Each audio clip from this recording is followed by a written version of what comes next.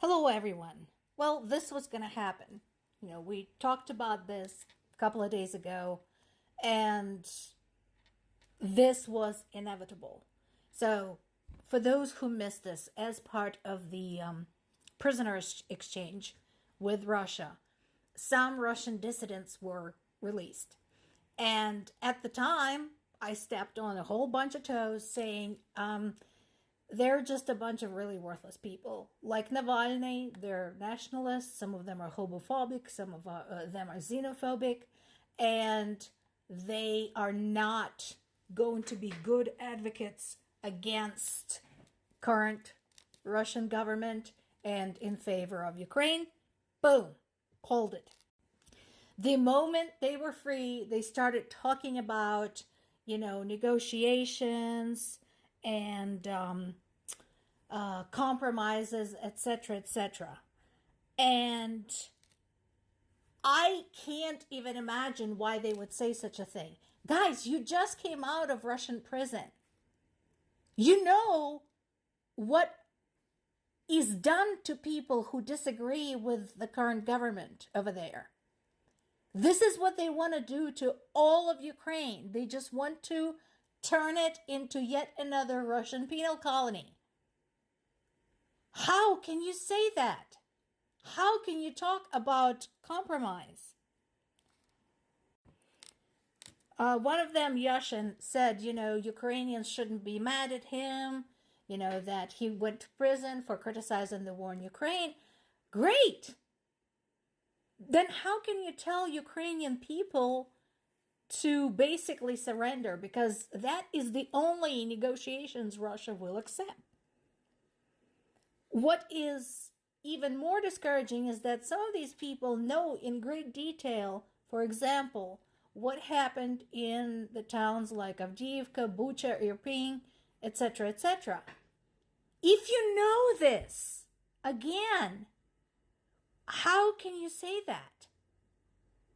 Now, if they said that it was time for Russian people to get their heads out of their asses and have their own Maidan, have their own revolution, and get their shit together, okay, then we could talk about negotiations. But under current conditions, seriously? You know what? If you like Russia so much, go back to the fucking prison. I think the time and energy would have been better spent trying to bring back some of the Ukrainian kids who got kidnapped.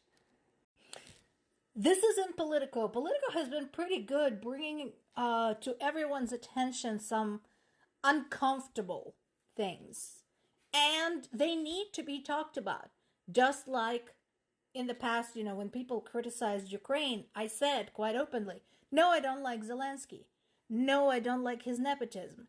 Yes, we have corruption in Ukraine, but none of those things means you can barge into the country and start murdering women and children and torturing men. Because corruption, nepotism, inexperienced governments exist all over the world. Does that mean we have to invade every single country where that is the case? No.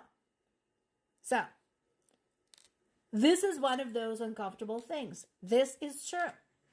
So, and this is something that I talked about and people got angry with me, like, stop whining about the delays in the aid delivery, but it's true. People's lives are on the line, and meanwhile, even Ukraine's allies who really want to help are having trouble getting the help where it's needed because of the bureaucracy. And yes, I get it. Everybody's military, everybody's military-industrial complex are all complicated, big, pieces of bureaucratic machinery and involve a lot of moving parts. I get that. But this is an emergency. Again, let's all think about how we did this during the time of World War II. How did we manage this? How did we make sure things got where they needed to go on time? Because this is a really good point. People who are trying to fight for their survival should not have to worry about this kind of nonsense. And another uncomfortable thing, and this, in this particular case, we're talking about France, but France is not the only one. Folks, why are you still having any kinds of dealings with Russia? For starters, some people might say, well, the war's only been going for 2 years. First of all, that's not true. The war has been going on for 10.5 years if you count from the invasion of Crimea. And anybody with half a brain should have known even then that that's not where it was going to end. And it didn't. Those of us who said, they're going to regroup, they're going to wait, and then they're going to keep going, and they're going to invade Ukraine, those of us who predicted this turned out to be absolutely 100% correct. So, told you so. This means that every country with any kinds of conscience, any country that supports Ukraine, that understands that what Russia is doing is wrong, needs to look at its checks and balances and see, okay, what can we stop getting from there, and when can it happen? Any type of supply, any type of natural resources, anything like that is a leash Russia is using to yank you back and forth. So get rid of it. Especially European nations. Guys, my God, you have been doing such incredible things when it comes to green energy and alternative fuels. Use the shit out of that. Use what you've got. You already have the platform. You don't need Russia. Figure it out. Whoa, gosh. Russia's defense ministry. Are you okay there, kids? Are you all right over there? Because, who is counting? Is anybody counting how many we've had? I think like in the last 3 months, we put away, I don't know, at least 5 or 6 different people, all on the charges of corruption. Corruption or fraud. So what's going on there? Of course, once again, the question is that really why they are being arrested, or is something else going on? Does this have anything to do with Ukraine's ability to hit military targets deep inside Russia? I don't know. I honestly don't know, and I don't want to speculate. My best guess would be yes, because anything and everything the defense ministry does right now is deeply rooted in the war with Ukraine.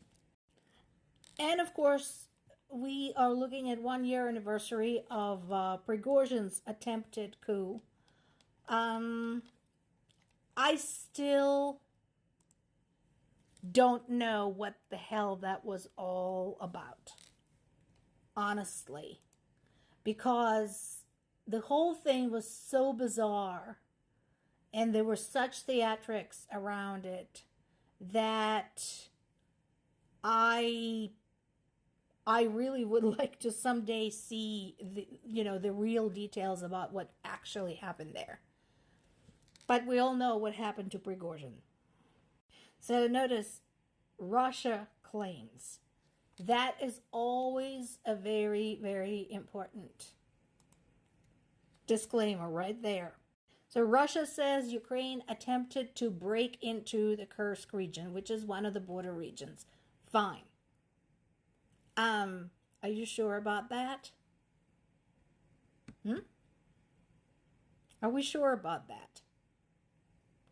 Because I'd like to see some independent evidence of that, if it's all the same to you. This we do have evidence for. There's been another attack on the city of Kharkiv, and another clinic has been struck. There were 8 people injured, including a baby, an 8-month-old baby. And in addition to the damages to a clinic, of course, there were damages to the surrounding areas, cars, homes, offices, etc. Still waiting for that statement of grave concern from the UN.